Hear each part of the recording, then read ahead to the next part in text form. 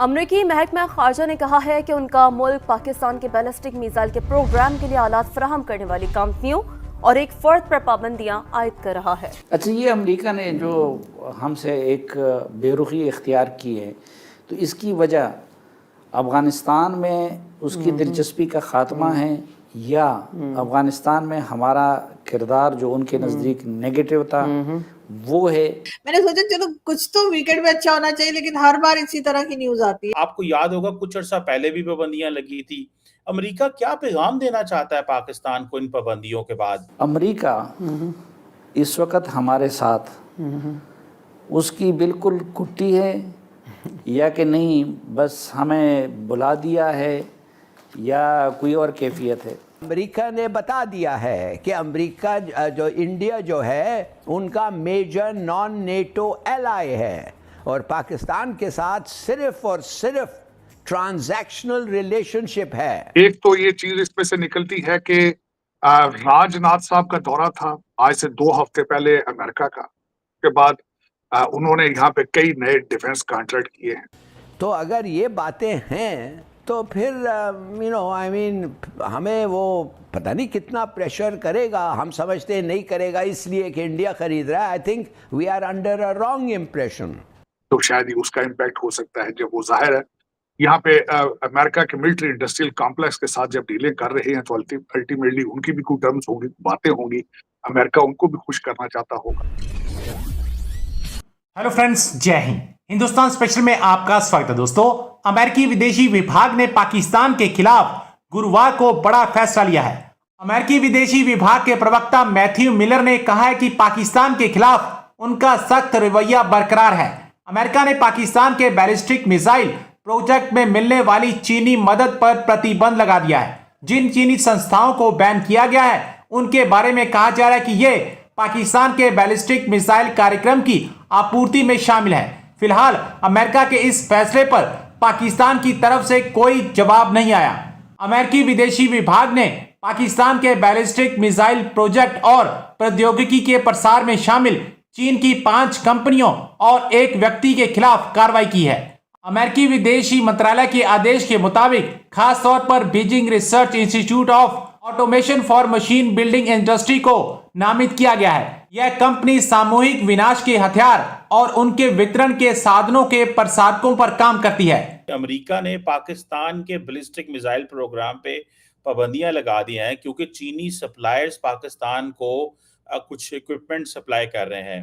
Doctor साहब, question ये है कि ये कुछ टेक्निकल चीजें हैं कि वो ये कह रहे हैं कि चाइनीज जो कंपनी है उसने नॉन एमटीसीआर कंट्री को कुछ बेचा है, लिहाजा वो पाबंदियों की जद में आ गई तो पाकिस्तान भी जद में आ गया। लेकिन तार साहब, आपको याद होगा कुछ अर्सा पहले भी पाबंदियां लगी थी। अमेरिका क्या पैगाम देना चाहता है पाकिस्तान को इन पाबंदियों के बाद? और दूसरी बात तारड़ साहब, इसमें यह भी है इस वक्त जो पाकिस्तान के अंदर की सिचुएशन देखी जाए तो पाकिस्तान के अंदर जो सूबा सरहद है खैबर पख्तूनख्वा, वहाँ पे इमरान खान के जो वजीर आला हैं वो अफगानिस्तान से खुद ही बात करने जा रहे हैं और इमरान खान कहते हैं पाकिस्तान की हुकूमत को मेरे वजीर आला अली अमीन गंडापुर के पांव पड़ना चाहिए कि वो जाके अफगानिस्तान से इनसे बात करे। कैसे देखते हैं तारड़ साहब इन डेवलपमेंट्स को? Internally and externally chaotic situation है। मतलब सबसे पहले तो जो अभी रिसेंटली मैथ्यू मिलर ने थर्सडे वाले दिन ये सारी चीजें डिस्क्लोज की हैं कि चाइनीज फर्मों के ऊपर जो पाबंदी लगाई है, जो बिलखसूस पाकिस्तान के शाहीन 3 और मिसाइल अबाबिल को पार्ट्स जो दे रहे थे, इसको जो मेरा इसमें अपनी सोच, थोड़े से माजी की चीजें देखें, कुछ अभी के हालात देखें, तो उसमें से जो मैं निकालता हूं इसमें से एक तो ये चीज इसमें से निकलती है कि राजनाथ साहब का दौरा था आज से 2 हफ्ते पहले अमेरिका का, के बाद उन्होंने यहाँ पे कई नए डिफेंस कॉन्ट्रैक्ट किए हैं। एक तो जो भारतीय इस वक्त मोदी साहब की गवर्नमेंट है वो बैलेंसिंग एक्ट कर रही है इस वक्त, अपने रशिया और अमेरिका के रिलेशनशिप को बैलेंस करने की कोशिश कर रही है। तो शायद ही उसका इम्पैक्ट हो सकता है। जब वो जाहिर है यहाँ पे अमेरिका के मिलिट्री इंडस्ट्रियल कॉम्प्लेक्स के साथ जब डीलिंग कर रहे हैं तो अल्टीमेटली उनकी भी कोई टर्म्स होंगी, बातें होंगी। अमेरिका उनको भी खुश करना चाहता होगा। नंबर 1 एक चीज तो ये हो सकती है कि उस बैलेंसिंग एक्ट का एक रिजल्ट है। दूसरा, आप IMF के पैसों के लिए अमेरिका के पाँव में है इस वक्त, जो वो जिस तरीके से मर्जी आपके बाजू मरोड़ ले, आप तैयार हैं उसके लिए। तीसरा, चाइना को सिग्नल देना चाहते थे, वो दिया उन्होंने सिग्नल, क्योंकि इस वक्त रशिया चाइना अलायंस अपने पीक पर है। वो ओशन 2024 एक्सरसाइज 5 समुद्रों के अंदर वो मुसलसल कर रहे हैं। एक तो उसके ऊपर भी कोई ना कोई रिएक्शन उन्होंने देना था, कुछ बताना था। तीसरा ये है कि जो प्रेशर मुसलसल इस वक्त, अगर और जो अगली चीज जो मैं कहना चाह रहा था, अमेरिका के अंदर इलेक्शन के इस वक्त दौर है, और इस वक्त बाइडेन एडमिनिस्ट्रेशन के ऊपर सबसे बड़ी एलिगेशन ये है कि उनकी वीक अमेरिकन फॉरेन पॉलिसी है। उनको बिल्कुल पता नहीं है कि दुनिया में क्या पक रहा है, तो शायद उसमें भी मसल फ्लेक्स किया जा रहा हो। ये सारे 4-5 फैक्टर मेरी नजर में इनमें से सब हैं। अब वो पाबंदी क्या है, मैथ्यू मिलर साहब ने, और यहाँ मैं ये भी बताना चाहूंगा, पता नहीं अक्टूबर महीना शायद पाकिस्तान चाइना के लिए अच्छा नहीं होता। अक्टूबर 2023 के अंदर भी 3 चाइनीज कंपनियों के ऊपर पाबंदी लगाई गई।